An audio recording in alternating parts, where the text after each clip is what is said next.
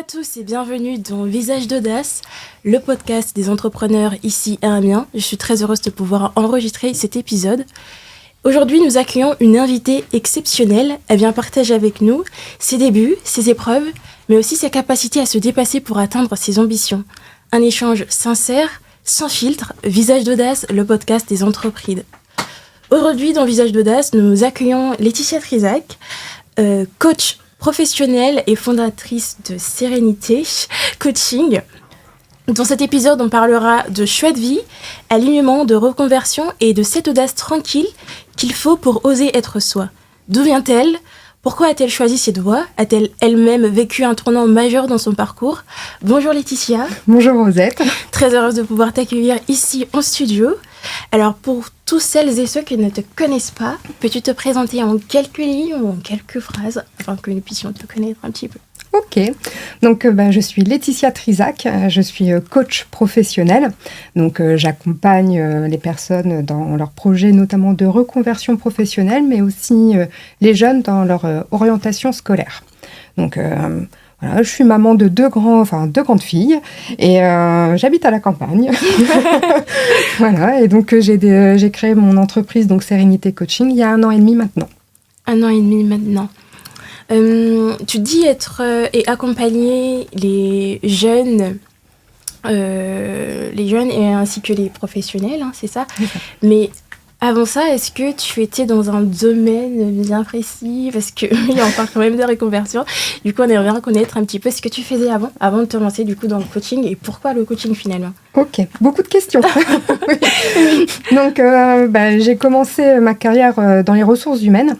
Donc, j'ai d'abord fait du recrutement, mais j'ai vite été responsable des ressources humaines, donc à gérer des grosses équipes et donc le recrutement, la formation, tout ce qui était gestion de carrière, gestion des compétences, etc. Et ensuite, pour raisons personnelles, j'ai fait une rupture conventionnelle à cette époque-là pour retourner dans notre région d'origine, la Picardie. Et j'ai eu la chance d'être recrutée chez Pôle emploi en tant que manager de proximité. Donc, mon rôle était d'accompagner les conseillers à l'atteinte de leurs objectifs, mais aussi pour faciliter leur quotidien de conseiller, toujours dans la satisfaction des usagers, des demandeurs d'emploi, mais aussi des entreprises, parce que j'ai une casquette de responsable d'équipe entreprise. Okay. Donc, comme tu peux le remarquer, toujours été dans l'accompagnement. L'humain a toujours été au centre de mes activités. Et effectivement, au fur et à mesure de ma carrière professionnelle, j'ai eu l'occasion d'être coachée, de participer à des ateliers de coaching. Quand j'étais plus jeune, dans mes études, j'ai fait beaucoup de développement personnel. Et c'est vrai que pour moi, le coaching a été une révélation. De toute façon, je pense qu'on en parlera un petit peu pourquoi je suis arrivée à créer mon entreprise. Mais à l'origine, le coaching, c'était plutôt pour ajouter une corde à mon arc dans le cadre de l'accompagnement, du management. Et pour moi, c'était une évidence de pouvoir devenir coach. Pourquoi le coaching ? Parce que on est tous différents, donc on évolue différemment, on a chacun nos ressources. Voilà, et moi, c'est ce côté vraiment personnalisé, le sur-mesure qui m'intéresse, et c'est ce que j'essaie, ce que je fais actuellement dans mon entreprise. Et tu dis pouvoir faire du développement personnel un petit peu depuis... longtemps. Et comment ça se passe qu'on a cette envie-là de pouvoir... C'était une envie d'aider les autres ou c'est juste à force de voir les gens faire et que du coup tu t'es nourri de tout ça et tu t'es dit...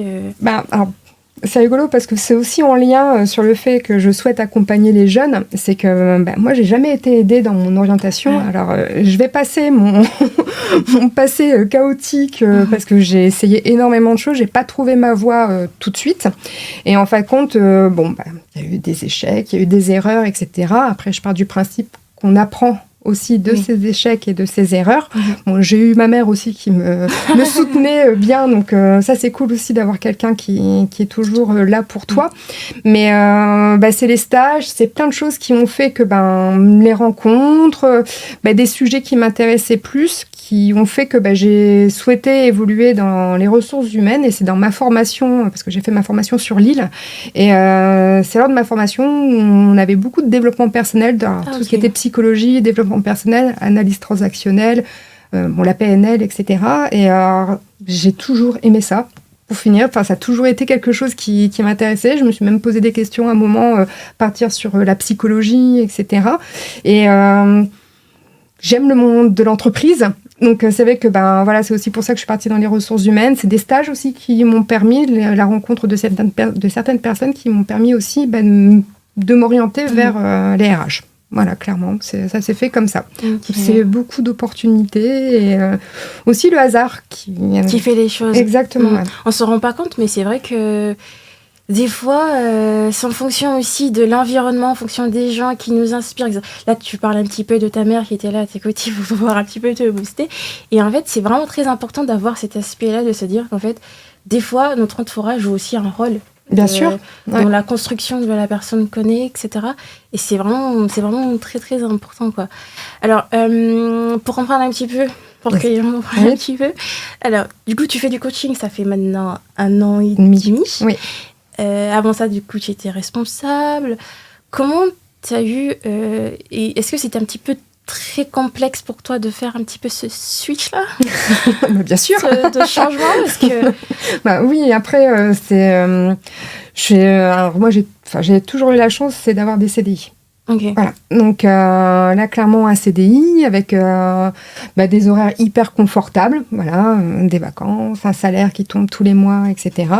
Des enfants, enfin voilà, concrètement, la vie est belle, quoi. Oui. Voilà. Oui, mais après, moi, je m'ennuyais. Alors, encore une fois, quand je dis je m'ennuie, c'est moi intellectuellement qui m'ennuyais. J'avais la sensation de plus m'enrichir. Je n'apprenais plus de nouvelles choses, etc. Donc, parce qu'on parle souvent de burn-out, mais le burn-out, c'est pas génial non plus. J'avais l'impression d'être vide, vraiment. Et ça se ressentait. Ce que je dis souvent, c'est que j'avais perdu mon mojo, quoi. Enfin, j'avais vraiment cette sensation de plus être moi. Et j'ai eu besoin de faim. Voilà, j'avais besoin pas de me lancer un défi, mais d'aller, d'apprendre une nouvelle chose. Donc, à l'origine, c'était plus, je veux me former au coaching. Bon, je l'avais dit, donc ça s'était fait étape par étape. Le coaching était arrivé comme une évidence.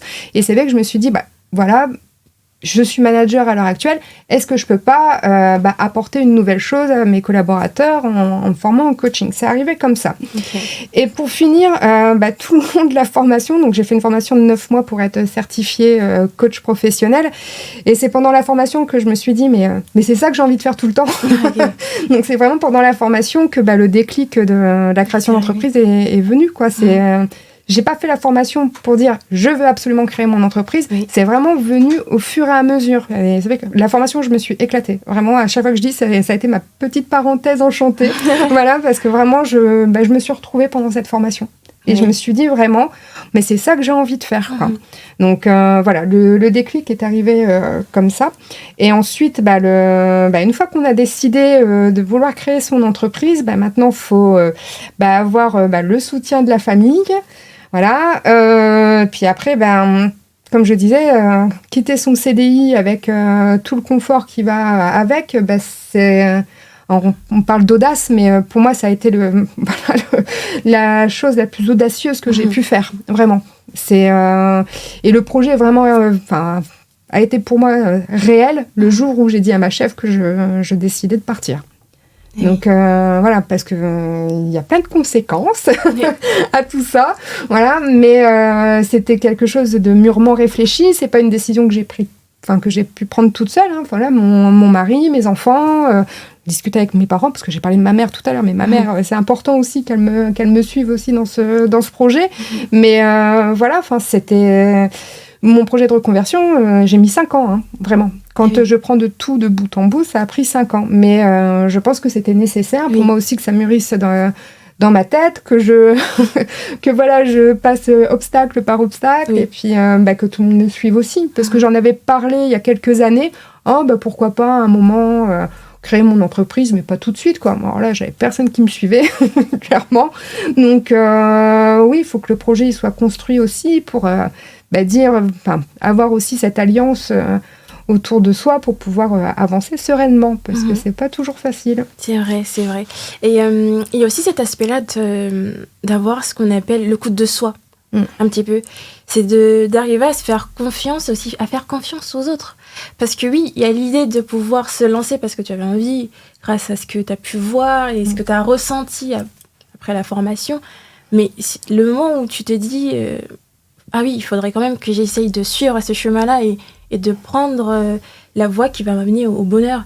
Et parfois, les gens n'arrivent pas à se rendre compte de tout ça, quoi. Et ils n'arrivent pas à s'écouter dans la vie de tous les jours. Mais toi, est-ce que c'était grâce un petit peu aussi au côté boost de ton entourage, mais aussi, je pense que je dirais que c'est les deux, entre guillemets, mais je sais pas de ton côté comment toi t'as pu le ressentir. Si j'avais écouté mon entourage, je serais encore responsable d'équipe. Ouais. Okay. Donc oui, ce coup de boost, je l'ai eu vraiment une fois que moi j'ai pris la décision. En fin de compte, ça c'est, on va dire, c'est très personnel, mais je pense que là-dessus, que ce soit mon conjoint, mes parents, ils me font confiance aussi sur les décisions que je peux prendre. Et quand je leur dis j'ai besoin de soutien, je sais que je peux avoir leur soutien à ces moments-là. Mais les moments de doute, concrètement, ce qui fait vraiment peur, c'est peur d'échouer.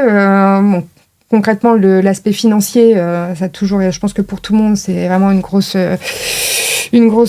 peur, clairement, mais moi j'ai toujours des plans A, des plans B, des plans C, des plans D. Voilà, il y a 26 lettres dans l'alphabet, clairement.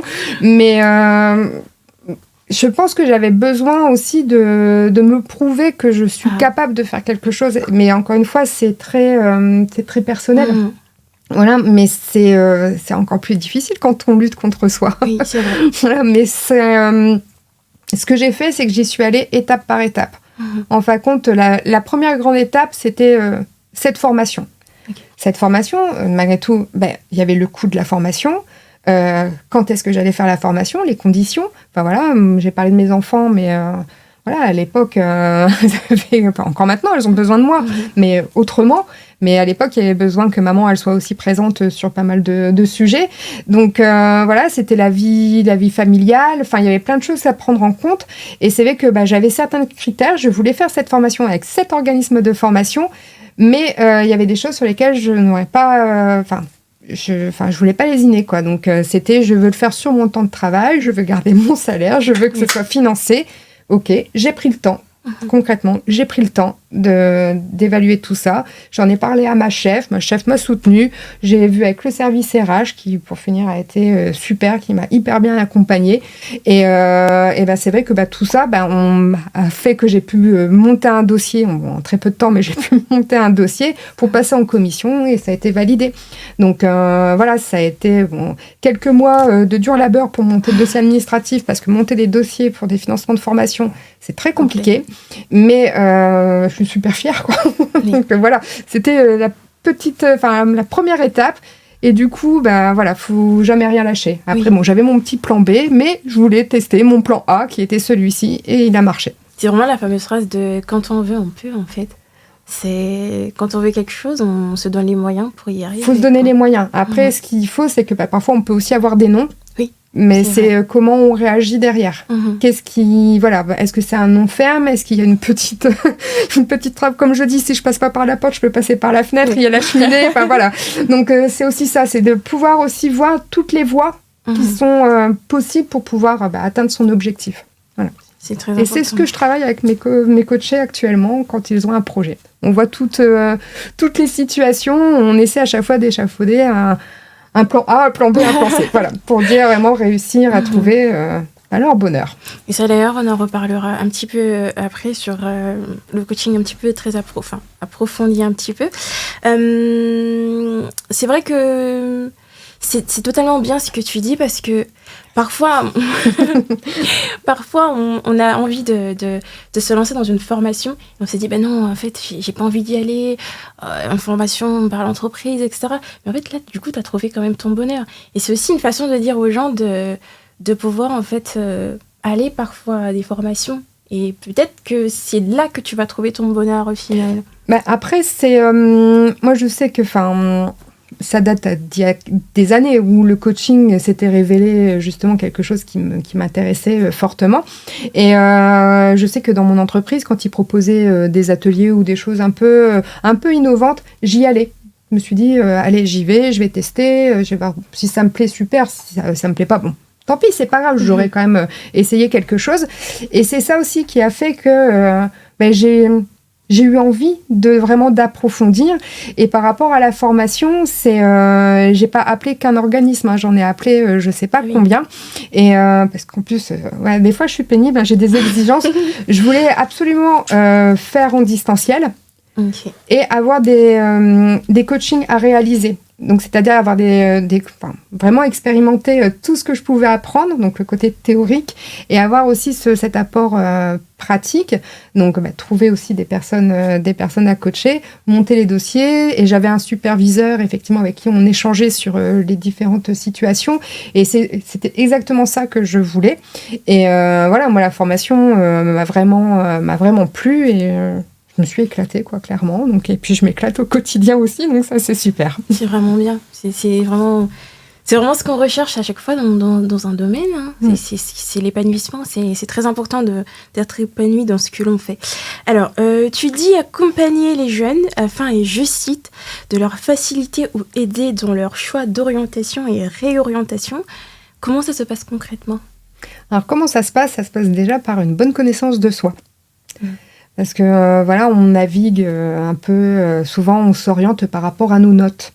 Alors oui, pourquoi pas ? Ça peut être un premier critère, mais moi je vais donner mon exemple. Moi j'ai fait un bac S option maths, parce que c'était là où j'étais meilleure. Bon, concrètement, j'ai pas eu mon bac la première année, parce que je me suis foirée en maths, mais... j'y suis allée parce que c'était là où j'étais à peu près la meilleure, mais ça m'a jamais éclaté, quoi. De toute façon, le lycée, j'ai jamais aimé le lycée. Vraiment, c'était une plaie pour moi. Et pourtant, j'ai un bac plus 5, j'ai refait une formation, et parce que ensuite, j'ai vraiment trouvé ce qui me plaisait. Et une fois que j'ai trouvé ce qui me plaisait, c'était génial, vraiment. J'étais contente d'aller en cours. Jamais j'aurais cru dire ça, mais j'étais contente d'aller en cours. Et pourquoi je suis partie aussi sur les jeunes, c'est que ma première fille, quand elle a dû s'orienter, faire des choix pour la seconde, parce qu'il faut quand même savoir que les jeunes doivent faire des choix de plus en plus tôt, elle était totalement perdue. Et concrètement, ça tombait bien, je faisais la formation de coaching à ce moment-là, donc ça a été un petit peu mon cobaye.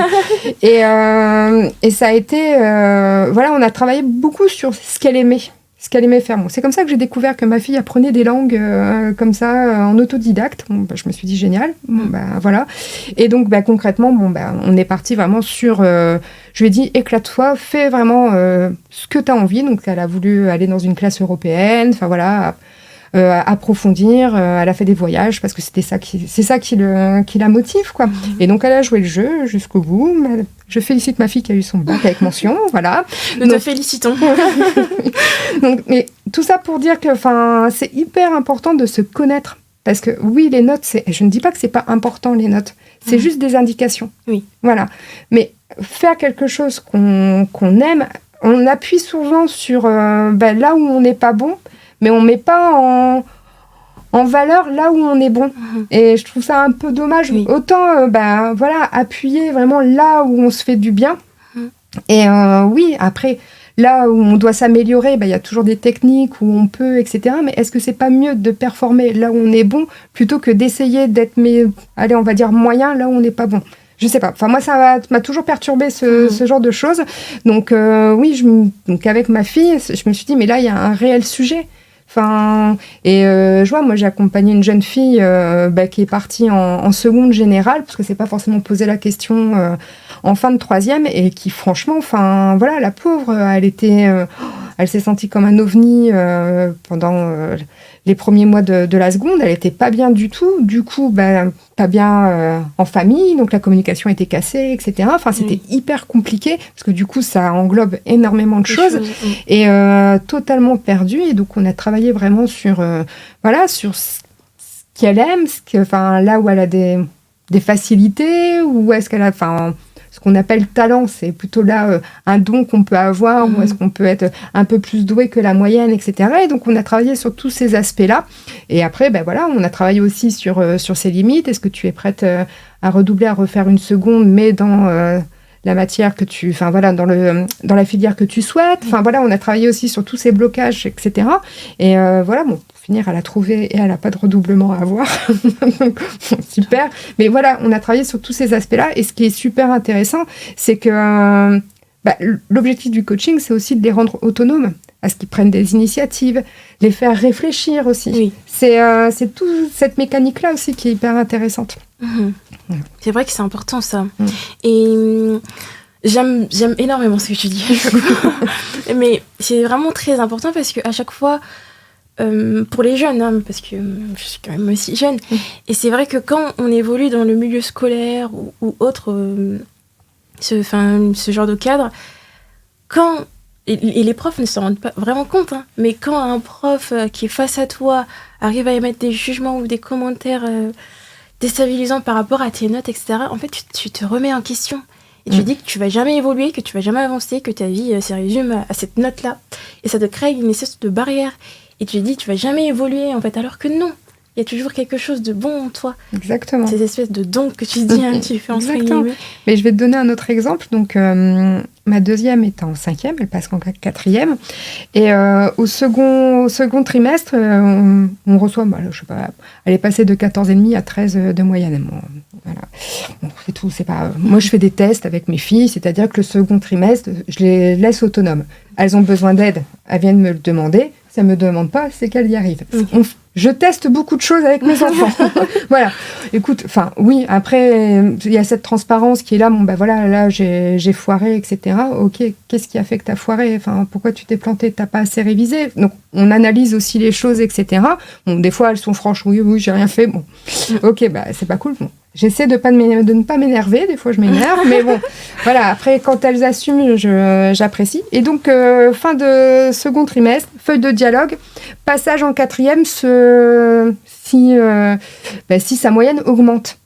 Et je me dis, mais attends, alors, je récupère ma fille, mais en pleurs. Mais vraiment en pleurs, en stress. Mais je passerai jamais en 4e, etc. Bon, je me dis là, attends. Redescends. On va redescendre. Moi, il faut que je comprenne. Oui. Parce que, qu'est-ce qui s'est passé ? Parce que, parce qu'elle avait pas... Oui, elle a eu 2-3 mauvaises notes qui ont plombé un peu la moyenne, mais c'était pas grave. Pour moi, c'est pas grave en soi. Et je me suis dit, mais pourquoi la stresser comme ça ? Pourquoi lui mettre une pression monstre à 12 ans, quoi ? C'est bon, je pense qu'on a assez la pression une fois qu'on arrive sur le marché du travail. Non, quoi. Et donc, j'ai appelé la prof principale, tout ça, pour savoir un petit peu ce qu'il en est. Et moi, j'ai dit que j'étais pas d'accord, quoi. Et je dis après, mais... je sais que vous pouvez pas savoir comment ça fonctionne à la maison pour tel ou tel enfant, mais passer de 14,5 à 13, je suis désolée, faut relativiser. Si effectivement elle était partie à 9 de moyenne, je veux bien, voire 10, mais là j'ai trouvé ça vraiment abusé. Mais du coup, comme elle a été piquée au vif, elle a tout défoncé le 3e trimestre. Mais voilà, et donc là, oui, effectivement, elle a une super moyenne. Bon, je dis pas que tout est merveilleux, c'est pas ça du tout. Mais ça m'a fait mal au cœur. Parce que je me dis, si jeune, mettre la pression si jeune aux enfants. Mais là, moi, je suis avec elle, j'essaie de l'accompagner, j'essaie de comprendre ses émotions, etc. Oui. Mais certains parents, je suis sûre qu'ils sont dépassés par tout ça. Vraiment. Et ils font de leur mieux. Je dis pas qu'ils ne font pas de leur mieux. Mais parfois, ça peut être contre-productif. Et du coup, il y a ce stress et cette pression qui est permanente dès le collège, clairement. Et donc, moi, je veux lutter contre tout ça. C'est très important, ça. C'est vraiment très, très important. Et c'est vrai que les parents, ils essayent un petit peu de faire de leur mieux, mais ils n'y arrivent pas. Mais ils donnent quand même ce qu'ils peuvent de leur côté.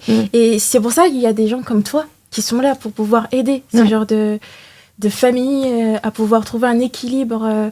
Et parce que je sais que quand un membre de notre famille n'est pas bien, bien sûr que nous-mêmes aussi, on n'est pas bien. Bien sûr. C'est vraiment très, très important. Et aussi, j'aimerais bien revenir sur le fait de parler des jeunes, encore une fois, parce que c'est ce que tu fais.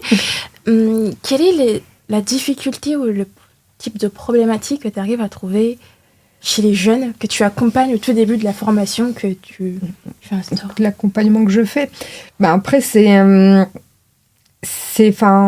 vraiment divers, quoi. Ça peut être différentes problématiques. Après on travaille beaucoup aussi la confiance en soi. D'accord. Mais de toute façon, en premier lieu, c'est bien se connaître. C'est difficile d'avoir confiance en soi quand on se connaît pas. Oui. Donc voilà, tu vois, on est vraiment sur ces aspects-là. Après, moi, la chance que j'ai eue, c'est qu'à chaque fois, les parents étaient toujours, sont toujours OK aussi sur la direction que prend l'accompagnement. Moi, je fais des bilans. On va dire en milieu de parcours, on a identifié une filière ou quelque chose avec le jeune. Moi, il faut que les parents soient au courant pour pouvoir continuer, parce que si les parents mettent un veto, ça sert à rien de continuer, parce que du coup, on va faire espérer quelque chose qui n'arrivera pas. Donc, moi, j'inclus vraiment les parents dans tout le process, et moi, je trouve que c'est hyper important. Et aussi pour que les parents soient dans le projet aussi du jeune. Mais les difficultés, elles sont diverses. C'est aussi peut-être à un moment une mauvaise orientation au niveau de l'école. T'es super bon. J'ai pas de dire, t'es super bon en maths, va en maths. Tu vas, de toute façon, les bacs scientifiques, tu feras tout avec ça, etc. Ce qui est pas faux, clairement. Mais derrière, tu passes des années à galérer, à pas être bien. Il y a différents sujets. Mais clairement, pour moi, la base des difficultés est sur la connaissance de soi. Le côté aussi réflexion. C'est-à-dire moi, le coaching, je pose énormément de questions. Alors, c'est perturbant. Parce que, le peut-être, je sais pas. Ah non. Moi, je creuse. Donc, je vais amener les jeunes. Alors, les jeunes, mais les moins jeunes aussi, parce que j'accompagne pas que des jeunes. Mais vraiment, je les questionne. Et moi, je leur fais parler aussi des émotions. Oui. De ce qu'ils ressentent. Parce que derrière une émotion, se cache un besoin. D'accord. Et c'est ce besoin qu'on essaie de satisfaire. Donc, il faut vraiment être à l'écoute de soi par rapport à tout ça.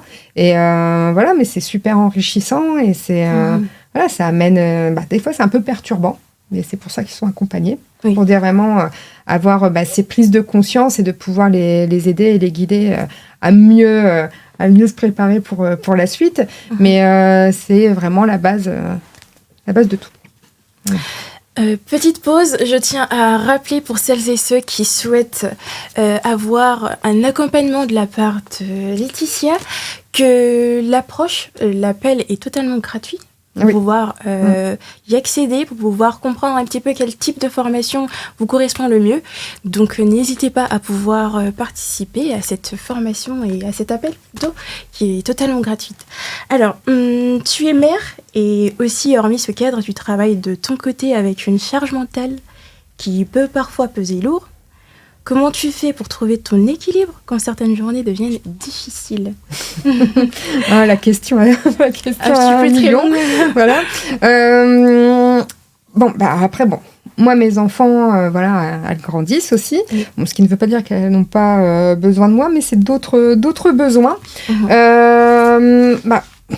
Déjà, je pars du principe que je ne porte pas tout sur mes épaules. Donc, j'ai la chance d'avoir un mari qui m'aide. Qui m'aide. On se partage les tâches. Donc, on a plutôt une bonne répartition des tâches. Alors, ce qui est bien, c'est qu'il fait tout ce que je n'aime pas. Puis je fais tout ce qu'il n'aime pas. Donc, on se répartit bien les tâches. Après, ça va dépendre. Par rapport à mon activité, je suis quelqu'un... J'ai passé pour quelqu'un de chiant, mais je suis hyper organisée. Donc pour moi, l'organisation, c'est super important.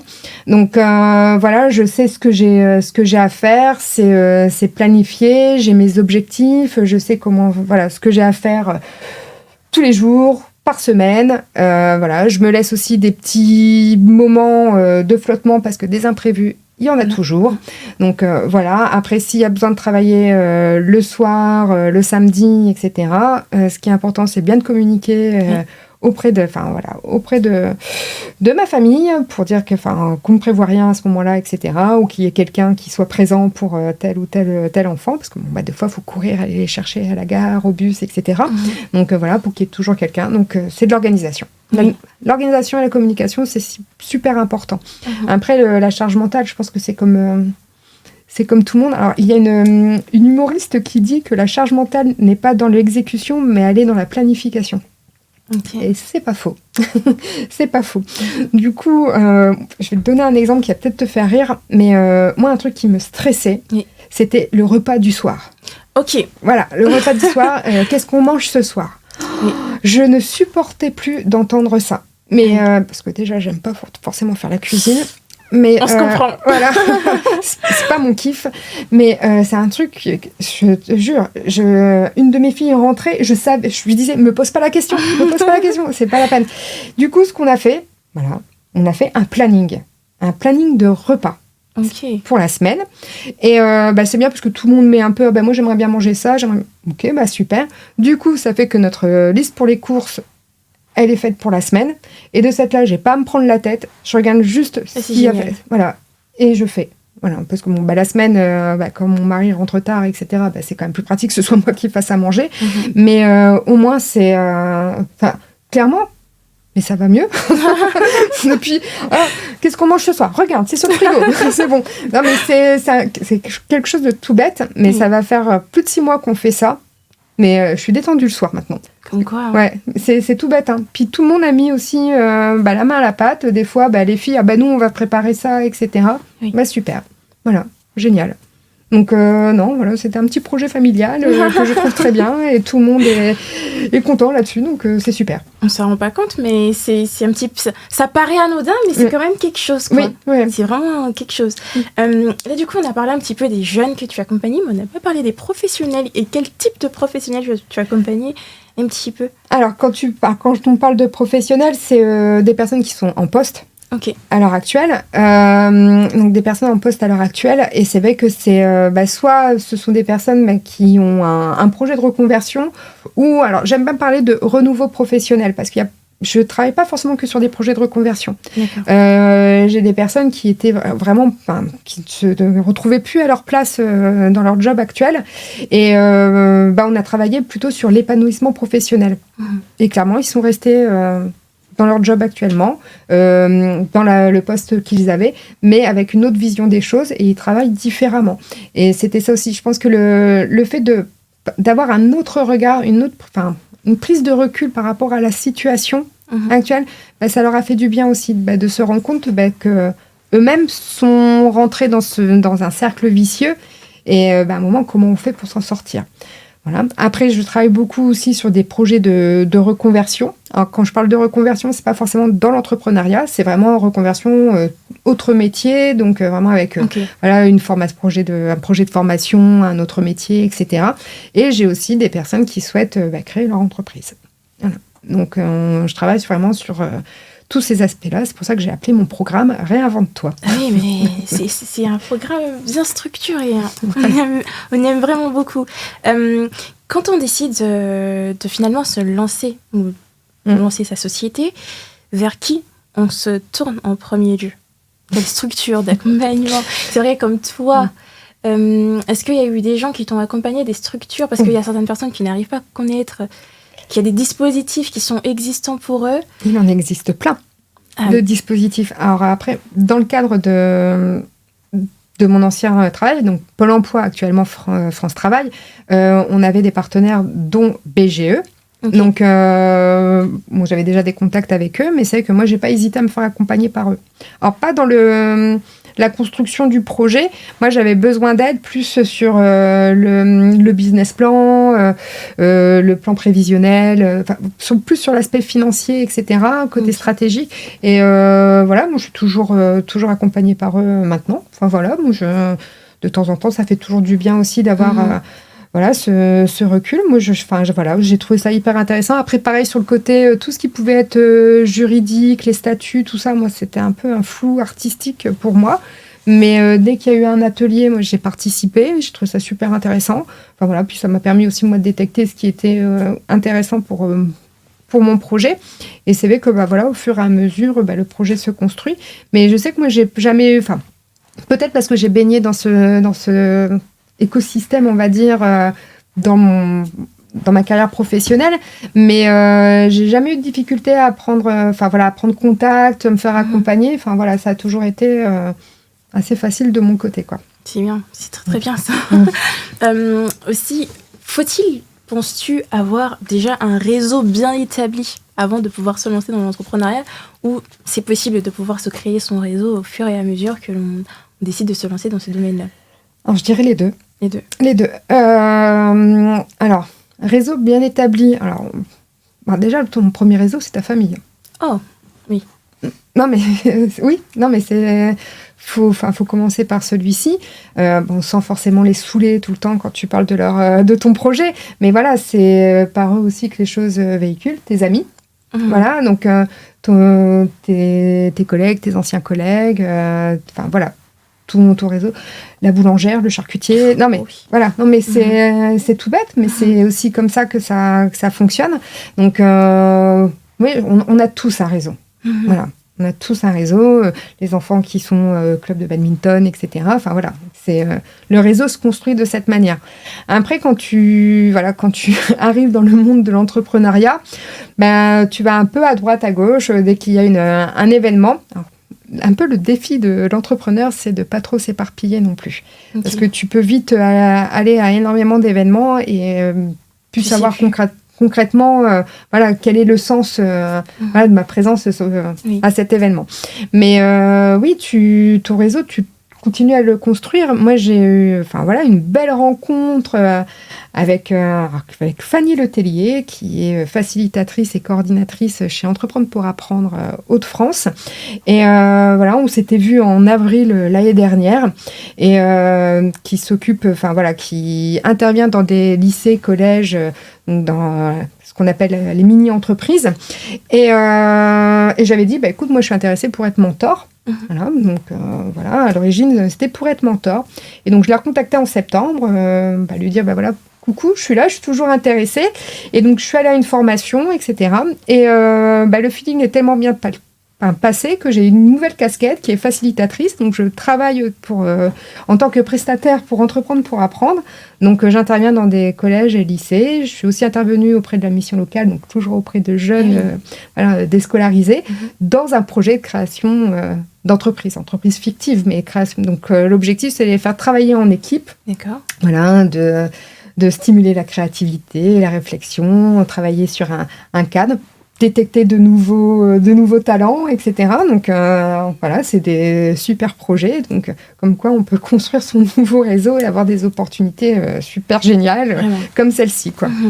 Donc si je comprends bien, donc tu interviens en milieu scolaire et ensuite c'est fictif du coup. Ah, c'est des créations d'entreprises, mais fictives. Ouais. Et du coup, vous mettez en place vraiment comme si c'était un réel projet. Avec toute la méthodologie de la création d'entreprise. Donc, franchement, c'est super. Les jeunes, ils adorent, quoi. Vraiment, ils sont super contents par rapport à tout ça. Puis bon, ils sont aussi confrontés à des difficultés que les vrais entrepreneurs rencontrent effectivement. Et moi j'adore parce qu'ils sont hyper résilients et ils arrivent à trouver des nouvelles idées, ils arrivent à dépasser leurs peurs, leurs doutes, et moi je trouve ça super, quoi, vraiment. On se rend pas compte, mais du coup c'est génial parce que ça arrive à, comme on parlait tout à l'heure de la réflexion, comme tu étais un petit peu côté réflexion, le fait de pouvoir réfléchir par soi-même, c'est tellement gratifiant pour soi parce qu'on se dit tiens, j'arrive à faire ça, j'arrive à répondre à cette problématique là, c'est tellement génial. Franchement, cette idée là, je savais pas du tout que ça existait, mais c'est vraiment totalement formidable. On va parler un petit peu de tes conseils. Est-ce que quand tu as décidé de te lancer dans ce domaine là, du coup, est-ce que tu as voulu avoir ou entendre de la part de quelqu'un un conseil, mais qu'au final, en prenant du recul, tu t'es dit, en fait, avant de débuter, j'aurais aimé apprendre ça, parce que grâce à ça m'aurait permis de pouvoir être un petit peu, comment dirais-je, mieux quoi dans ce que tu fais. C'est une petite clé qu'on te donne, tu vois. Ouais, Est-ce que toi t'as eu toutes les clés ou... Oh bien sûr que non, puis je les ai toujours pas, toutes les clés. Je pense ça c'est encore une fois, c'est étape par étape. Oui. Mais après c'est ce que je te disais tout à l'heure, quand j'ai besoin, je sais aller demander de l'aide. Oui. Et je pense qu'à l'heure actuelle, j'ai réussi à savoir qui contacter. Après les conseils... Ouais, mais moi, j'aime bien faire ma propre idée aussi. Puis, c'est pas que je suis têtue, mais moi, j'aime bien tester. Voilà, j'ai une idée, je veux la tester. Ça fonctionne, c'est bien. Ça fonctionne pas, c'est pas grave. J'essaie de savoir pourquoi ça n'a pas fonctionné. Me dire, non, de toute façon, ça marchera jamais. Mais comment tu le sais que ça ne va pas fonctionner? Ah bon, des fois, je me prends des murs, hein, mais c'est pas grave. C'est pas grave. Tu vois, je suis encore là, y a pas de souci. Mais... il faut tester. Après, c'est pas forcément des conseils dont j'ai besoin. C'est alors j'ai une amie qui est entrepreneuse aussi, et c'est vrai que des fois quand je doute sur quelque chose ou que je me sens bloquée, je l'appelle et c'est plutôt elle va me donner un autre regard sur la situation. Et des fois, elle me débloque des trucs en 2 minutes. Bon, vice versa, mais ça me fait du bien. Parce que voilà, elle sait que dans l'entrepreneuriat, c'est quand même un monde particulier. Et puis, tu peux vite t'isoler aussi. Ah oui. Donc, et c'est vrai que d'avoir quelqu'un comme ça, moi, je trouve ça génial. Parce que c'est vrai que dès que j'ai un petit doute ou quoi que ce soit, je sais que je lui envoie un petit message. Des fois, c'est juste 5 minutes. Super. Puis, je suis repartie, quoi. Des fois, il me faut pas grand-chose. Mais c'est vrai que c'est intéressant. C'est bien d'avoir aussi quelqu'un comme ça. Oui. Ça m'a un petit peu captivée, tu me diras. Mais tu parles de l'entrepreneuriat peut parfois isoler. Ouais. Dans quel sens? Dans le sens, alors je vais te donner mon exemple. Alors moi, c'était un souhait de ma part Je n'ai pas de bureau fixe. Okay. Si tu veux. Donc, moi, l'objectif, j'ai un bureau à la maison, donc je fais des visios, mais je me déplace beaucoup. Quand j'ai des coachings, alors tout dépend, j'essaie de trouver des bureaux au plus proche de mes coachés. Et sinon, dans le cas d'Entreprendre pour apprendre, moi, je me déplace dans les collèges ou les lycées. Mais c'était un souhait de ma part de ne pas avoir de bureau fixe. Mais c'est vrai que des fois, quand j'ai une semaine où j'ai des visios, j'ai pas forcément de rendez-vous à droite, à gauche, je suis chez moi. Voilà, c'est parfois c'est bon. Puis moi j'aime bien être toute seule, mais parfois c'est vrai que c'est compliqué d'être toute seule avec ses émotions, ses pensées. Concrètement, des fois, tu doutes aussi. Oui, ça c'est. Je pense que c'est le quotidien, mais. Tu peux vite aussi rentrer dans ce cercle vicieux où tu ne sors pas de chez toi. Tu essaies de faire maintenant avec tous les outils numériques qui existent, toute la technologie. C'est vrai que tu peux faire énormément de choses de chez toi. Mais c'est... moi, je trouve que ça perd un peu de son charme aussi, surtout quand tu es dans l'accompagnement. Dans quelque chose où il y a des interactions. Moi, je sais que j'aime bien aller à la rencontre de l'autre. Mais oui, tu peux vite t'isoler. Moi, je connais des entrepreneurs qui ne se font pas forcément accompagner par une structure en particulier, qui ne rencontrent pas forcément d'autres entrepreneurs. Ça peut être... franchement, tu peux vite t'isoler. Ça, c'est un gros défi de l'entrepreneuriat. Ouais. Donc tu penses qu'il est vraiment un petit peu essentiel de pouvoir s'entourer quand on décide de se lancer dans l'entrepreneuriat? Déjà d'avoir aussi ce soutien, on parlait tout à l'heure, le soutien de la famille, des amis, ça je pense que c'est quelque chose qui est important. Mais moi je pense que c'est bien d'avoir 2-3 copines ou copains entrepreneurs qui savent ce que tu vis. Parce que concrètement, quand t'es salarié, t'as ton salaire qui tombe tous les mois, t'as pas les mêmes préoccupations que là, quand si toi t'as pas, t'as pas eu de clients ou quoi que ce soit, clairement, t'as rien à la fin du mois, quoi. Donc c'est ça, ça cogite. On reparle d'argent, mais j'ai envie de dire, c'est un peu le nerf de la guerre aussi, quoi. Après, faut pas se leurrer non plus. Même si tu fais quelque chose qui te plaît. Clairement, il y a cet aspect-là aussi qui est à prendre en compte. On est un petit peu dans l'entrepreneuriat féminin. Ouais. Les femmes sont souvent confrontées au syndrome de l'imposteur. Quel message, toi, tu pourrais transmettre pour les aider à dépasser l'échec, la peur et surtout le doute? Bah, après, moi, je sais ce que je fais lors de mes accompagnements. C'est déjà, on parle aussi de confiance en soi, hein, mais moi, j'essaie vraiment de mettre en valeur les forces, les talents, les réussites. Alors, il y a un outil de coaching que j'adore, voilà, je ne vais pas tout vous dévoiler, mais que j'adore, qui justement permet de voir, ok, là, tu as connu un échec ou quoi que ce soit. Qu'est-ce qui a fait que tu as réussi à remonter? Voilà. Et après, ça peut être une personne, ça peut être une force de caractère, ça peut être un autre événement, enfin voilà, ça peut être différentes choses, mais je trouve ça super vraiment de se dire, oui, mais encore une fois, oui, la vie, c'est pas linéaire, quoi. C'est, ok, bon, bah là, tu t'es cassé la figure sur ce truc-là, mais qu'est-ce qui a fait que tu as réussi à remonter? C'est ça qui est hyper important. Et le fait aussi de se baser sur les points forts, les qualités, les dons, les réussites, ça renforce aussi la confiance en soi.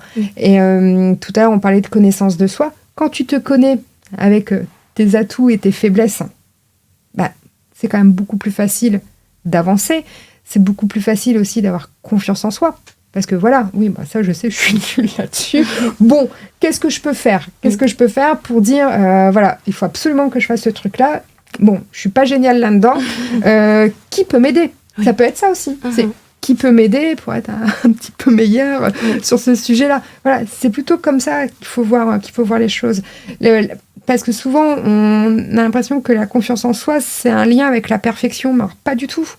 Et parce qu'il y a le perfectionnisme aussi, qui est quelque chose d'hyper important. L'hyper-contrôle. Voilà, on est sur plein de sujets, en fin de compte. Mais c'est vrai que c'est hyper intéressant. Et d'avoir vraiment la confiance en soi, elle se construit aussi. Et c'est vraiment, faut y aller petit pas par petit pas. Le problème, c'est que souvent, on veut faire les choses, mais en grand. Ouais, mais c'est comme ça que tu as plus de chances de te rater. Vas-y, petit pas par petit pas, et c'est beaucoup plus gratifiant. J'ai réussi cette étape-là. C'est vrai. Ouais. J'ai réussi la deuxième étape. Non, mais voilà, c'est vraiment comme ça qu'il faut y aller, quoi. C'est très, très important. Tu penses pas être philosophe, toi, un petit peu? Pas du tout, non, pas du tout. Alors, une autre question que j'aimerais bien te poser un petit peu pour comprendre un petit peu, pour que les gens aussi te comprennent. Comment, toi, tu mesures ton succès à toi au quotidien? Déjà parce que je suis bien. Ah. Voilà, c'est bon. Puis les retours que j'ai de mes coachés qui font toujours super plaisir. Mais au quotidien, moi, je me sens bien. Je suis en phase avec ce que je veux faire. Là, encore une fois, j'y vais petit pas par petit pas. Mais je suis vraiment en phase avec qui je suis concrètement et ce que j'ai envie de faire, ce que j'ai envie d'apporter. Voilà, aussi, d'apporter au monde. Tu parlais de philosophie, allez, je suis partie dedans. Mais vraiment, c'est ça, quoi. Et puis, mon entourage me le dit. Ouais, t'es bien, on te sent bien. Quand tu parles, t'es passionné, on voit que tu aimes ce que tu fais.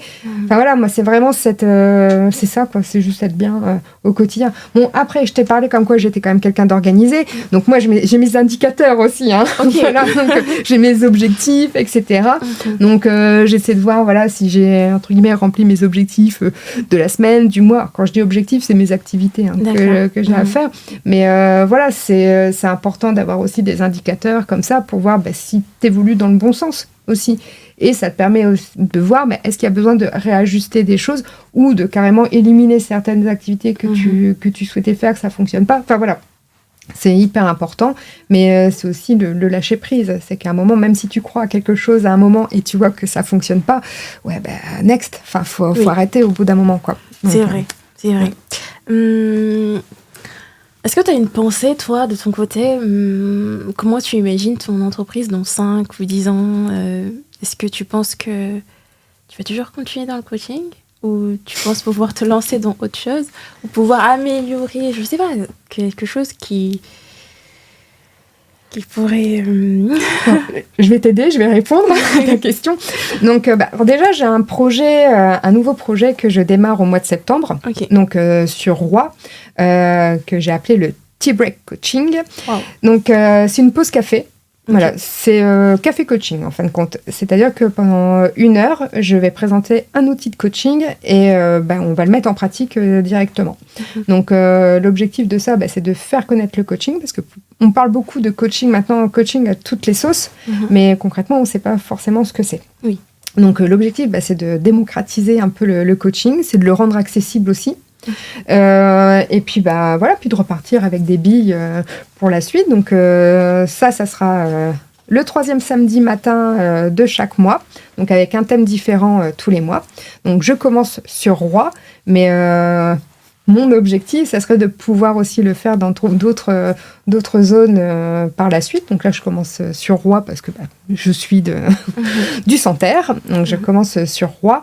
Et pourquoi Roy ? C'est parce que beaucoup de choses se font sur Amiens, sur Compiègne, voilà, dans les grandes villes. Et je me dis, mais moi, j'en ai fait des kilomètres pour pouvoir participer à des événements, tout ça. Mais pourquoi pas le faire aussi dans des plus petites villes, vraiment plutôt axées, ruralité, etc. Et donc, je me lance là au mois de septembre. Donc, venez nombreux. Non, voilà. J'ai ouvert à 10 places parce que je pense que il y aura beaucoup plus d'impact si on n'est pas nombreux. L'objectif, c'est aussi de pouvoir échanger et de partager ensemble, d'avoir une petite communauté aussi sur ce thème-là. Et donc, oui, l'objectif, c'est vraiment de pouvoir développer ce concept. Et puis, voilà, moi, j'ai pas forcément d'ambition énorme. Ce que je souhaite vraiment, c'est d'aider et d'accompagner les personnes à se sentir bien, quoi. Oui. Voilà, en toute sérénité. En toute sérénité. C'est très très bien ce que tu dis à chaque fois. Franchement, je suis tellement émerveillée à chaque fois. C'est totalement bien. Et surtout, n'hésitez pas à pouvoir prendre part. Et c'est vrai ce que tu dis. Des fois, il y a des choses qui se passent dans les grandes villes et parfois on oublie les petites villes. Et c'est très très bien ce que tu fais de pouvoir aussi, du coup, penser à ceux qui sont parfois un petit peu contraints de se déplacer à chaque fois. Le déplacement, parfois, c'est un petit peu très complexe et c'est totalement très très bien. Du coup, on arrive vers la fin de cette émission. Je tenais du coup, avant de pouvoir clôturer l'émission, c'est d'ailleurs la question qu'on va poser à chaque fin d'émission, c'est quelle est la question que tu pourrais te poser au prochain invité ? Alors, Jamie, c'est comment vous sentez-vous à l'idée de parler de votre parcours ? Ok. Comment vous sentez-vous à l'idée de parler de votre parcours ? Telle est la question de notre prochain invité. Merci en tout cas, Laetitia, d'avoir répondu à cette invitation. Je suis très très heureuse en tout cas de pouvoir faire ta connaissance. Et surtout, n'hésitez pas à pouvoir suivre Laetitia sur Sérénité Coaching. Je vais essayer de mettre le lien d'Insta, de Facebook, de tout.